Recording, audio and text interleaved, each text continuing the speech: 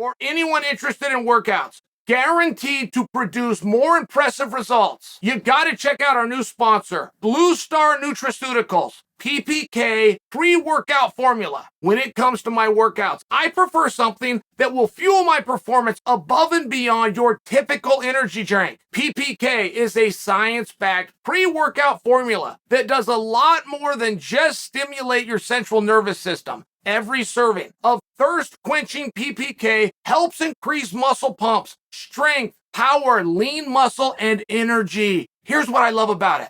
PPK is only 30 calories per serving. It contains no beta-alanine, so you'll never be bothered by itchiness, pins and needles, or other skin irritations commonly associated with beta-alanine containing pre-workouts. Frustrated with your workout progress? One serving of PPK will squash those feelings immediately. Take PPK 30 minutes before your workout and experience an entirely new way of training every time.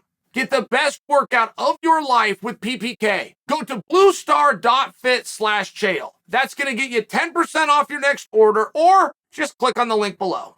What's Conor McGregor going to do? I mean, we talk about that all the time over here. I usually throw in an answer. Oh, Conor's coming back. It's going to be some massive, big star in the whole sport. But it's not completely the situation that we're in. I don't believe Conor's going to see 155 pounds again. I don't believe that Conor's going to walk into a world title fight. If he does, all these problems are solved and you don't even need to watch this piece. If he's going to come in and take on the winner of Oliveira versus Islam, we have nothing to discuss here. We're all good. If he's going to come in and take on Leon Edwards for the belt, we're all good. We get up and go home. But I don't believe that that's going to happen. I don't even believe that's a possibility of happening the way I used to. I used to be very bullish. Yes, that is absolutely a possibility. Then Dana finally got asked about it. Dana said, yes, it's absolutely a possibility. Conor's fought anyone, anywhere, anytime. Yes, if he wants to come in, even if it's for a world title, I would listen. He didn't say I would give it to him. He said, of course I would listen. Okay. So I thought that's probably what Conor's going to do. He's going to come back. It's going to be something really big. But now he's doing the Roadhouse business. He's very clearly not a 155-pounder. Not right now. Kind of discipline and dedication, right? If Conor says he'll do it, he will make the weight class. He never missed 145. Remember what he looked like? He still nutted up and made 145. But as of right now, I think we're pretty safe to say he's going to be 170 pounds. If he's to fight at 170 or he's to fight at 155, even though Conor's the biggest draw, and even though regardless of who he's fought in years past, he could sell out arenas and bring in a lot of attention. Things do change as time goes by. And I'm not sold on the idea. Don't forget, every single Conor fight you had, regardless of the opponent, something meaningful was on the line. Conor was going to fight for a world championship. Conor was going to defend a world championship. Conor's going to be a number one contendership to go fight for a world championship. There was always something big on the line. And right now, I'm not feeling that. It's just a feel, but I don't have it. Conor's doing something with Roadhouse. Sometimes that works, not very often. The only person I've ever seen it work for was Rampage Jackson. He went and did B.A. Baracus in 18. The movie blew up. It was incredible. Rampage came back. He was bigger than ever. So I certainly don't begrudge Conor. But if any of you think we'll go on TV and make your brand even bigger and then come back and you're worth more, like if you think that every actor that you've ever seen get a cameo at the UFC wants to be in the octagon. Not one of those guys just showed up to watch. They all want to be in there. And they're all famous. But I'm sharing it doesn't work that way.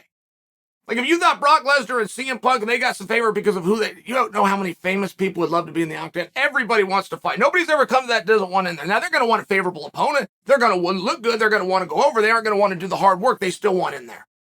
Joe Rogan himself, who's bigger than anybody. Joe Rogan's the biggest guy in America right now. He wanted to fight. Do you guys remember that? Joe Rogan came to you, the audience. It was like they were closing up a show and Joe was there in the black shirt and he put his plea out to the audience. This is before social media, right? Joe would get that fight if he did it today. He was trying to fight Wesley Snipes. But Joe came to you and said, hey guys, talk to Wesley, get him in there, encourage him, whatever it was. Excuse me, but he made his pitch to you. Now, in the world of Twitter, that would have worked. This was 2005. Twitter came out in 2009. The world of Facebook was big. If Instagram was even, that would have worked. We could have gone to Wesley. We could have blown it up. Wesley would have been in a pinch. He'd have gone there, and he would have fought Joe Rogan. Which, by the way, in 2005, that would have been a really interesting match. I don't even know that it would draw and sell the way that it would today, the way you guys, I'm just sharing, that would have been an interesting match.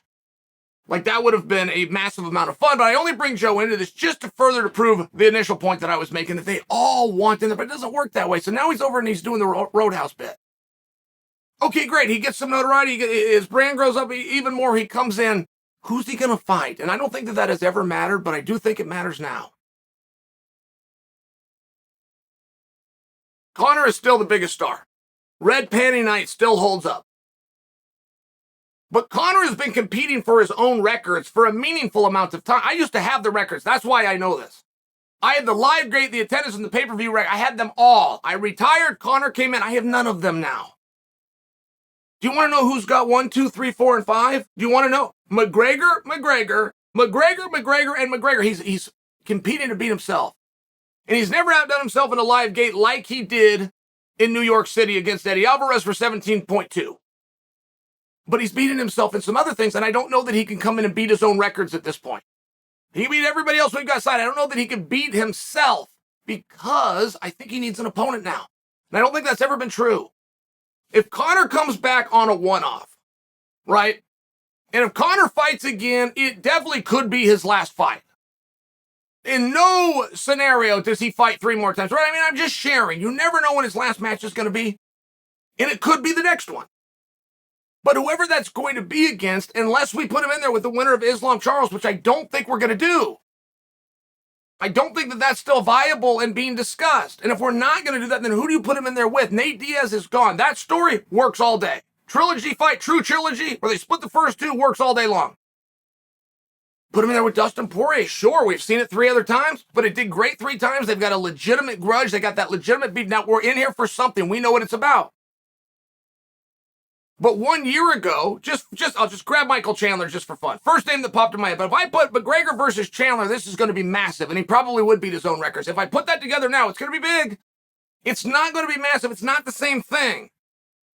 Because now we don't know why they're fighting. If you're fighting just to fight, it's tough. And don't forget what Reed Harris told me about Dana White. He's the master of putting on meaningful fights. They have a significance. They are about something. The winner will go somewhere. You wonder why Dana comes out and he talks about, hey, if this guy loses, it's going to be his last fight. You want to know why he does that? But now you have a significance, even if it's the other way. The same as if a guy wins, he's a number 1 contender. The same as that, if a guy loses and he's done, there's a significance. This now matters. There's something on this, and Dana is the king of doing that. But up until now with McGregor, that's been a real natural thing. Even if you think he's drawn and selling with anybody. McGregor and Dennis Seaver, they can sell at an arena. McGregor versus Poirier, the first time they fought with Poirier's 24-year-old kid from Louisiana that had a short haircut, right? I mean, he wasn't Dustin Poirier the star, but it worked. They were all significant. He was undefeated. He was a loudmouth. He was a big talker. He's headed for Jose all the right. They all had a meaning. Even if it was serendipitous on an accident, I'm only sharing with you, they don't have it right now. Now, I don't know that this is true, by the way, because I feel that I would have heard it. But it's being reported by Jesse that Conor McGregor is out of the USADA testing pool. And that's a whole nother can of worms. If he is in fact out, to return is a pain in the ass. It can be done, but you're watching Henry Cejudo go through it right now. It's a thing. Just to get out of it, it's a thing. To announce, to make your retirement, I mean, it's a thing. Then to get back in, it's another thing that you must do. And now you get in, and now you have 4 months if you have no suspensions in the past, and Conor does not. But that's been debated and argued whether it's 6 months. It's been debated and argued whether it's 2 months. I'm going 4 right down the middle. That's what it used to be. And I'm only sharing it's a thing. And why is he out? Why is he out of the USADA testing pool? Why is a guy who's clearly gotten bigger, is accused all over the internet, which runs our industry, of being on steroids? He's flexing and beefing out in picture. Why would he get out of the pool? Now, I'll share for you right now, and my eye test is never wrong, 100%. Conor McGregor's not on steroids. Conor McGregor's bloated. He's full of water. He's highly unlikely bench pressing more now than he used to, or doing more pull-ups. This isn't muscle but he's bloated. He's not training as much. He's not getting that sweat out. It's calories in versus calories out. But there's nothing nefarious here with Conor. I'm just asking the question. If this information is true, if what Jesse is reporting is true, and Conor is out of the USADA pool, now you don't know when you're going to get him back.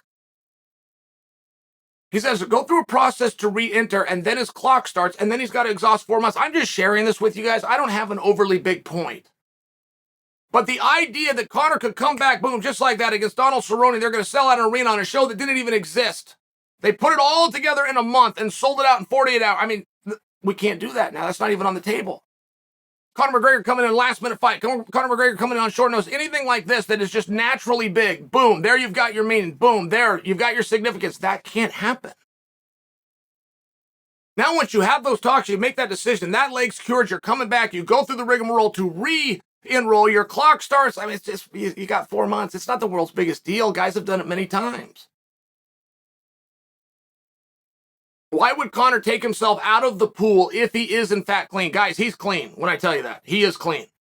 And I'll answer the question for you as well. He's busy, and keeping up with the whereabouts is a struggle. And he doesn't know where he's going to be. And if he misrepresents where he's going to be, it's an automatic fail. He's safer to just take himself out. He's easier to come back in and wait those 4 months. But the fact that he did remove himself, if that information's true, if that's accurate, is surprising that we didn't hear about it. It's surprising that we weren't told. But it's also right in line where Conor did kind of quit calling those guys out. He did quit coming in on the back of every pay-per-view and stealing the thunder.